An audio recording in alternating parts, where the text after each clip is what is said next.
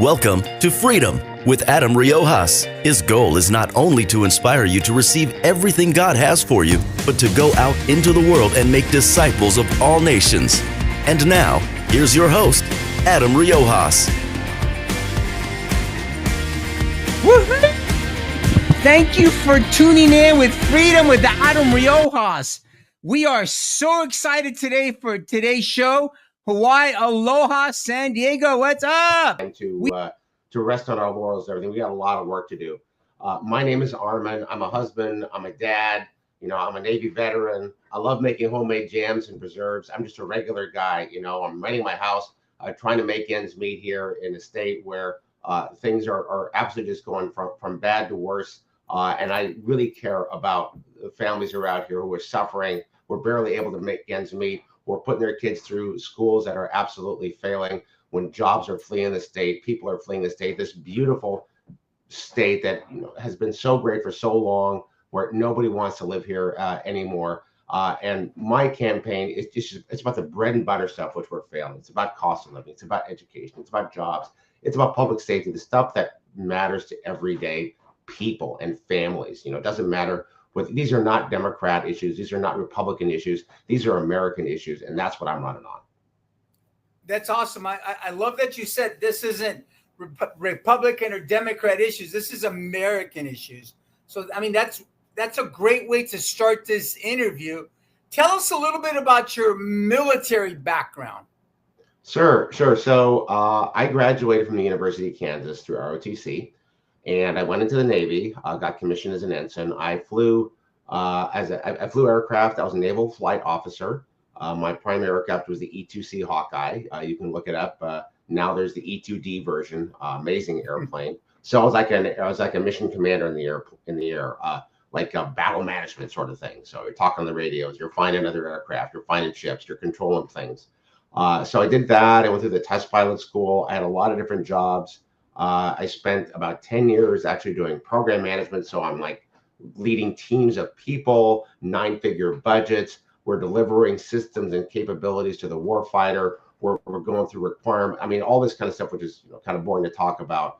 But it's great when you actually see the fruits of your labor, something physical that you can hold in your hand that you helped make, and it's going out and is now actually on an aircraft or a ship or a ground vehicle even. So that's the kind of stuff we did. And when it was after I did my 3 years as a captain, my wife had wanted to come back to California, so we came back to San Diego County, and this is where we live. That's awesome. Did you say you retired as a captain? I did retire as a captain, so I was like a colonel in the Army, 25 years, slightly more than that. I moved 14 times in 25 years. That's a lot of cardboard boxes to go through and everything. So we did that, and honestly, they were going to give me one more job in DC, kind of go down the command track, but I made a promise to family, which was important. We had to get my son closer to his aunts and his uncles and his cousins out here because he was only 2.5 at the time. So that's what we did, and he's quite happy. So it's pretty awesome. Is I believe, and I think a lot of people that know you know this as well, is that you're probably the most qualified person to run for Congress in this district in a long time. You have this amazing background where you've led people, you're part of our military, you retired as a captain, you're a family man, you're running as a conservative, and you understand the literally the logistics behind, hey, I'm here for all the people, not just the Republicans or the Democrats or the independents, but you're here for everybody. And so that's very unique. And I just think it's a great thing to run on, because we haven't had anybody in a long time. And the person we have in now isn't really doing a great job, isn't really doing a whole lot for us. Tell me what you would do different and why you're the man for that position. Absolutely. To your point, something that's very interesting. You know, I'm not just endorsed by the Republican Party. I'm also endorsed by the American Independent Party. So those folks in the middle also see that me as the kind of person to go through. We've had a lot of good people run in this district as well, but this has got to be a very fundamental district. And, you know, one of the biggest differences between myself and Congressman Levin is his answer for pretty much everything is how much more money do I need to throw at this problem in order to kind of make it go away. And, you know, having worked in large organizations, I can tell you, you just start throwing more money at something, you're just going to actually, a lot of times, you're going to make it worse because you're not actually solving the problem. You're just sort of trying to make the problem go away. He has been passing budgets for the last 8 years. He's on the Appropriations Committee. Yet, you know, here in the state of California, there's been billions of dollars of fraud, of money that he's voted for and appropriated. He said nothing about it, but instead he's going off on this tangent about this sort of anti-corruption thing. He's joining forces with AOC and some of the most liberal, progressive members of Congress instead of actually focusing on stuff that actually matters to the common man and woman down here. So, you know, let's look at electricity throughout the state. You know, nuclear power. He pushes green energy, green, you know, battery operated cars, and he pushes solar, and, you know, that's great, but he wants to do it to the detriment of all other fuels. And what it's done is it's gotten things out of balance, out of whack here in the state of California, working with the state legislature to do that. And we have the highest electricity rates in the contiguous 48 states. Okay. So wild. That is purely on him and his ideology. Okay. He's broken the free market here. And that's one thing that we got to do. Let's look at education. He is against, he opposes school choice. All right.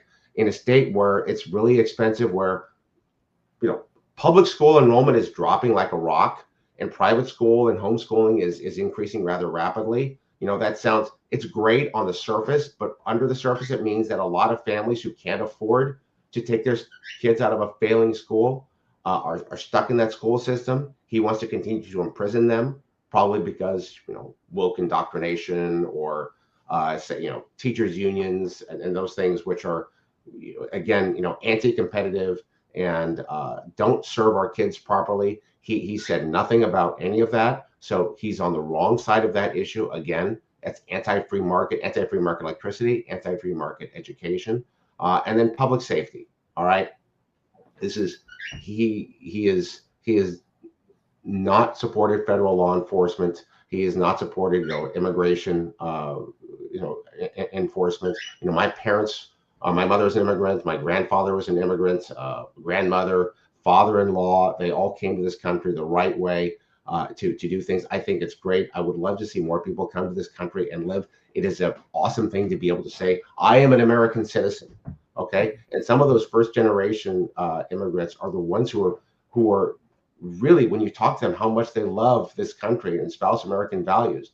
Yet some of them come here and says, I left my country to get away from this. This is even worse than it was back home. So this is something else that he's simply on the wrong side of history. And he hasn't served our district well. And it's time for a serious change. Yeah, you said something really interesting about immigration, because this is still the greatest country on planet Earth.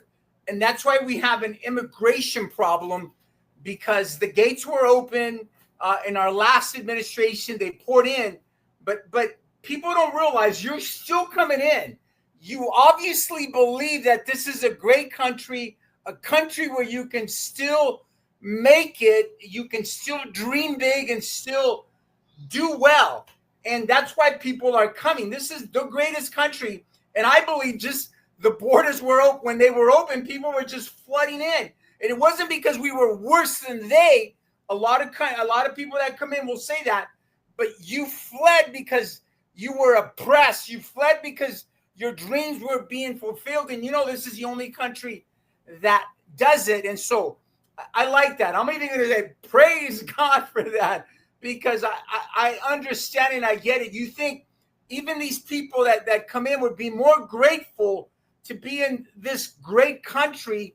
And so I agree with you. I think that immigration has to be dealt with, you know, and without America, the world falls. Yeah. Right now. This is even the crazier thing. A lot of these far left progressives, and I use the term progressives vice Democrats, because there's a lot of good blue collar Democrats. You just may agree on policies. Far left progressives are the ones who are really trying to tear this country down. Think about it. A lot of them, they denigrate this country. They hate the free market. They hate capitalism, yet they want open borders and people are flooding into this country. So why are people leaving where they are in order to come to the United States? It's not because they do promises of socialism. But here's the dirty secret that they don't want anybody to know. They push down this thing of open borders to the detriment of the people they're actually supposedly trying to help. Because until last year, when the president really came down and secured the border and we started enforcing the laws, thousands upon thousands of people were dying and going missing throughout all of the Americas, all the way up to the southern border. Okay, every single year. They say some estimates up to 80,000 people over the last 30 years alone. And they don't care about that. So if they really care about these people and they're such humanists and they still believe in people, then why the heck don't they care about all these lives that were actually lost? And I'm just talking people who died, let alone all the other potential unspeakable things that happened to them, coming north. You're so right. We definitely need it's what a lot of Christians don't understand, because there are Christians who think that's the compassionate thing to do. But what they don't realize is that the Bible speaks about borders. The very first border God created around the Garden of Eden. And then he created nations and he put borders around these nations. And then in the book of Revelation, the very last book, there's a border in this city that has 12 gates. And so borders are created by God. And it's really for the safety of the people in order to have a civil government. So let me go into a different subject. We're very big on education. We actually, at this school, we have a kindergarten to high school, and then the kids can start taking college courses as soon as 8th grade. I believe, as well as our church, that education is prime. When our kids now are going through schools where we're dumbing down. They can't even read. They can't do math. And that's more than half of the kids. Tell me what you would do and what you would pursue in that education realm to make California better. Because listen, we all want a better state. Doesn't matter now, Democrat, Republicans, independents, we all want a better California. We all want better education. Tell me how and what you would do. Yeah, absolutely. So, at the state level, really, you're kind of focused on K through 12. The federal level is a little bit maybe post-education, but there's still a little bit of that K through 12 guidance there. Because you had No Child Left Behind, which looks like it works great, but ultimately, after a while, the kids who went through that No Child Left Behind end up basically at the same level as kids who did not go through No Child Left Behind. So you need a greater focus on reading, writing, arithmetic, and frankly, critical thinking instead of critical race theory.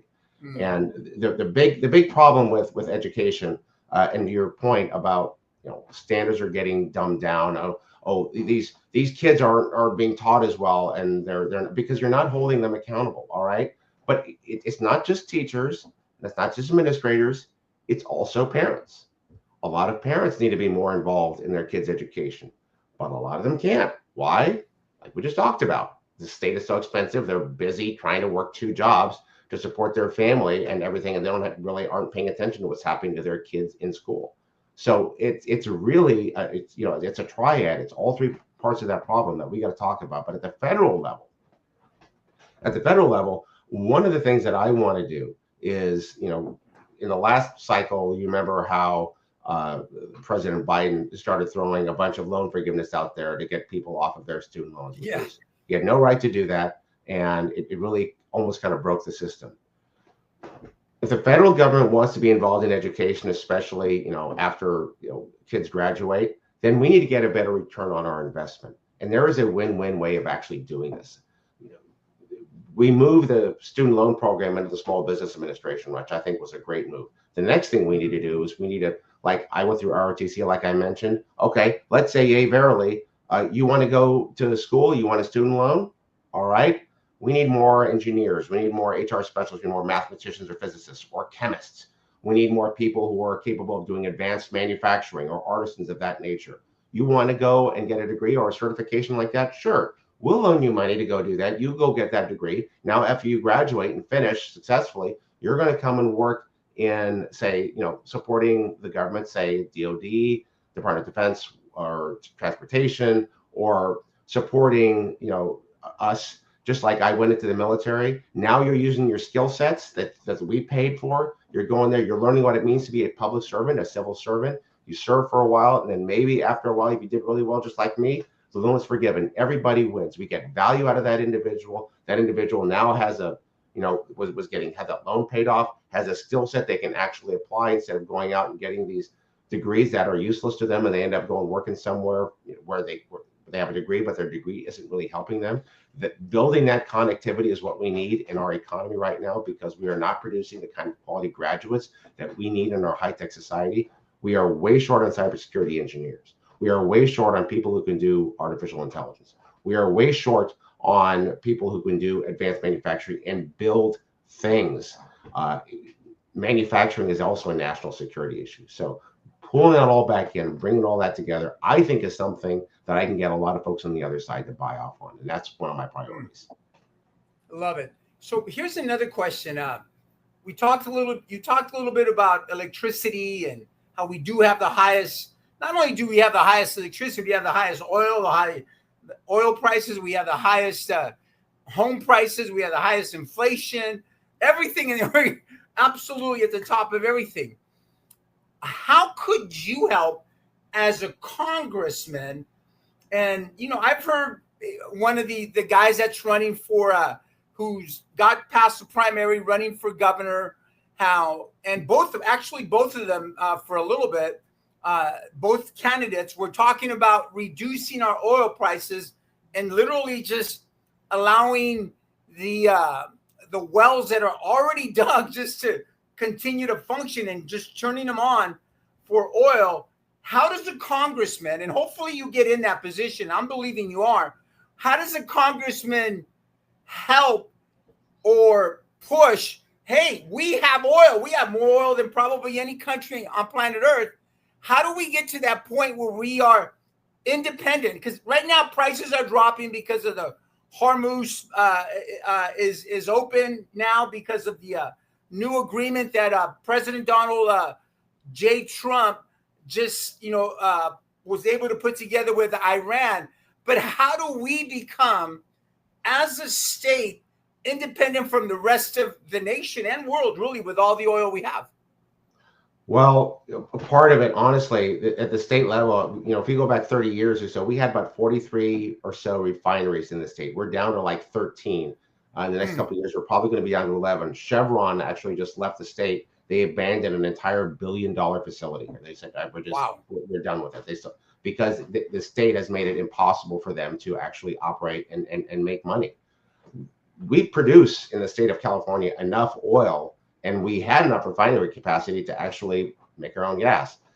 As of today, the state of California has to import almost 20% of its gasoline from overseas.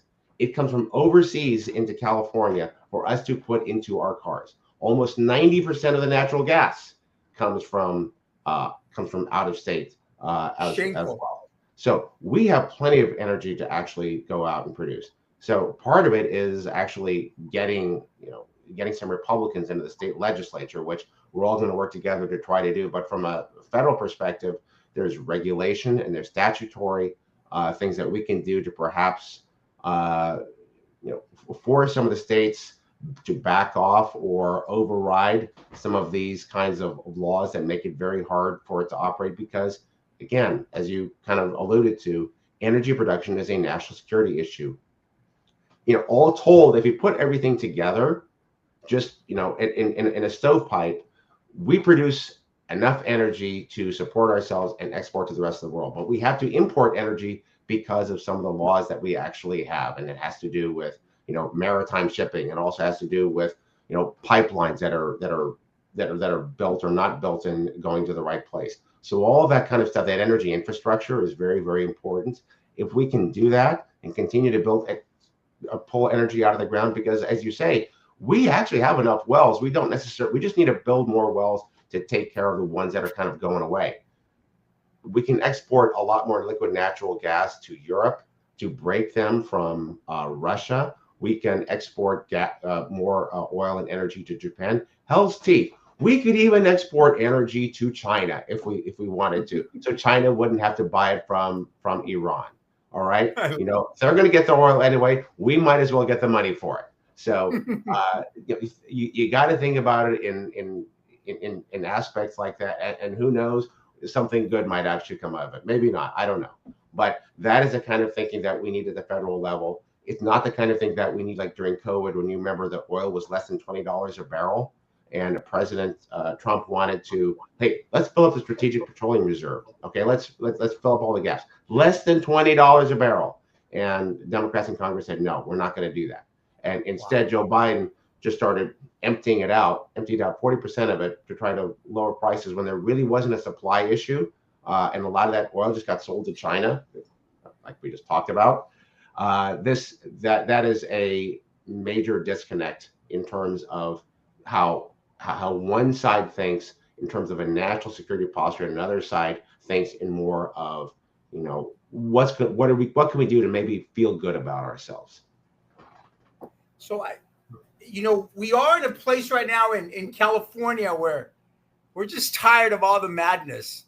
And this is just not conservatives, but Democrats.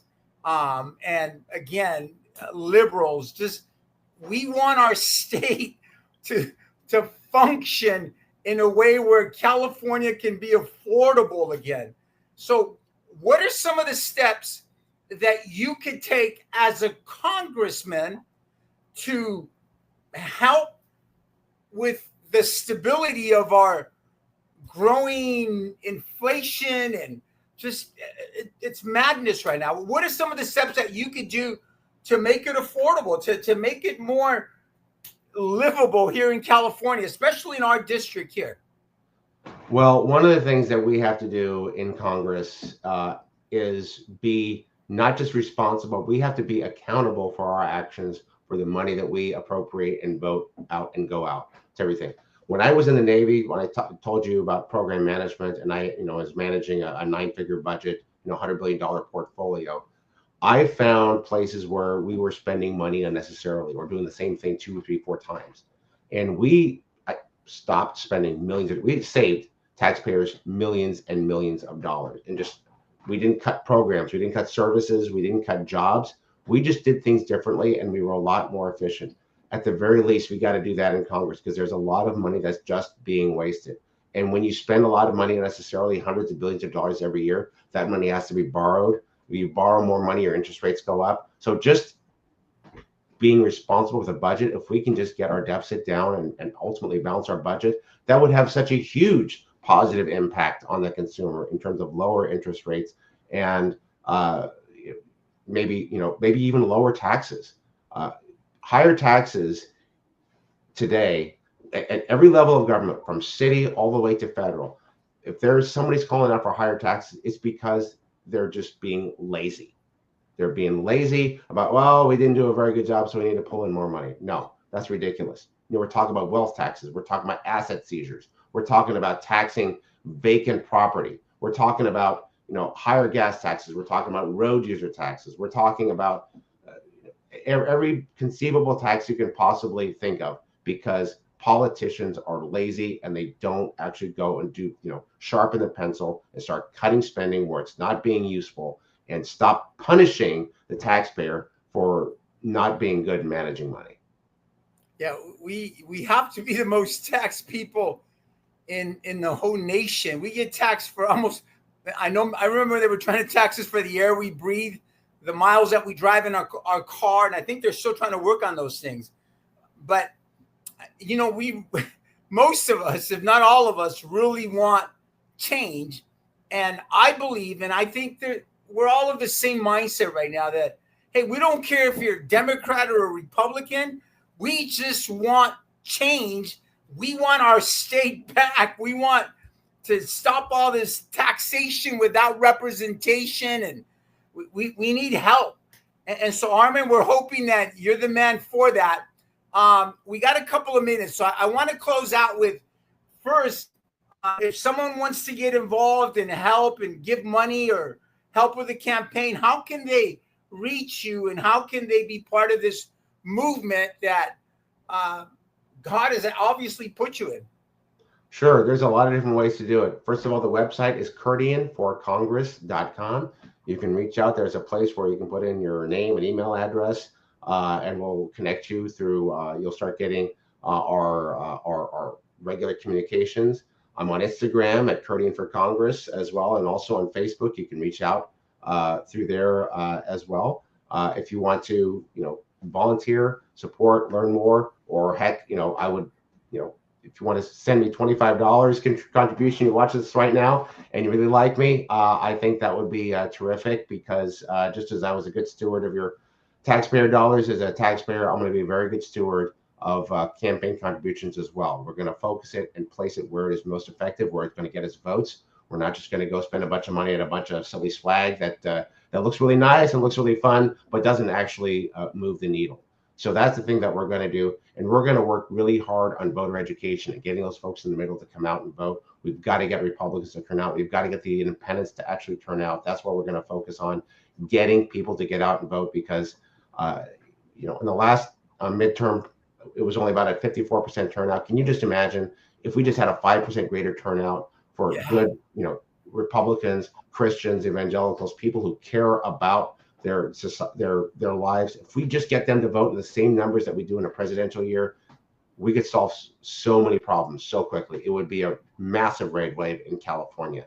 But we've got to get people to get activated. And to that point, if you'll allow me, it's just about having an extra conversation. You're getting your haircut. You go to the store and you're buying something. Oh, I can't believe this is so expensive. Or say, oh man, my gas was really expensive. Oh, the rent. And did you see those potholes on the road?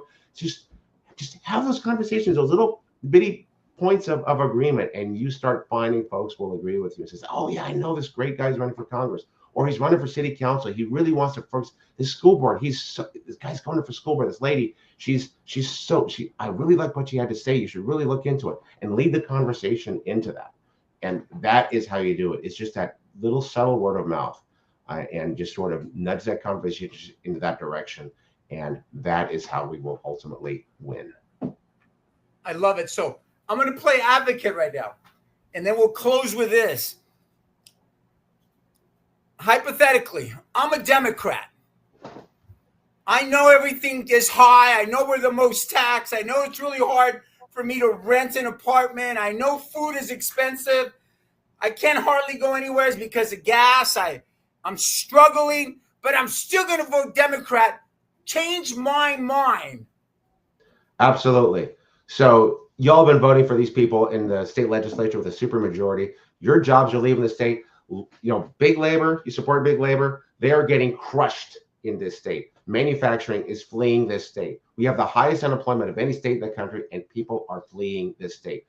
3.5 times the regulations of any state. Your jobs are going away because you're being stifled, because businesses can't hire you and bring you in. All right.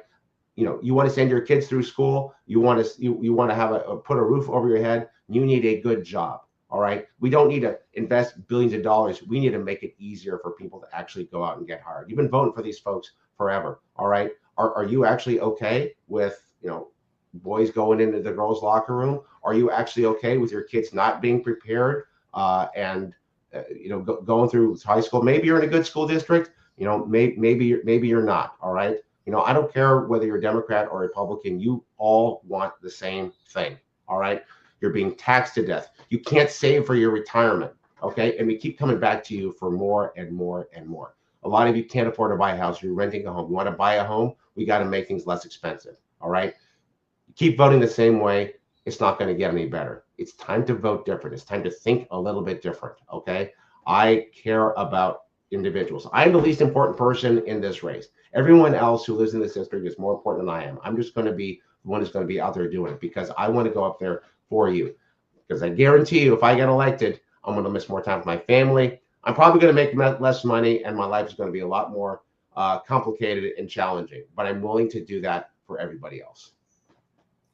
Captain Armen Kurdian, hopefully Congressman Armen Kurdian, you convinced me. I'm going to vote for you. Awesome. Really appreciate you being on the show, Armen. And I'm going to be praying for you. I know our churches, I know that most pastors now are telling people, hey, voting is biblical. We founded this country on biblical principles. So we're going to get out there and vote for you, Armen. And we're going to believe that you're going to make a change. Let's make it. Let's do it. Thank you, Armen. God bless you. Thanks, Pastor. All right. Out here. Have a great day. Have a great day.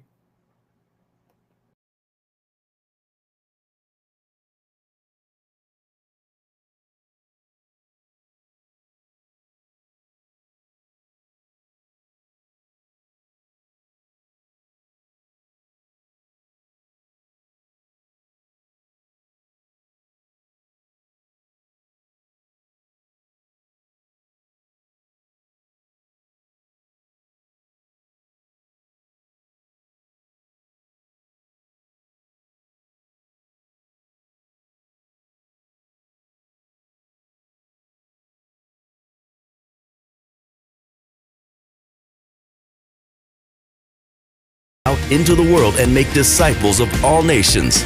And now, here's your host, Adam Riojas.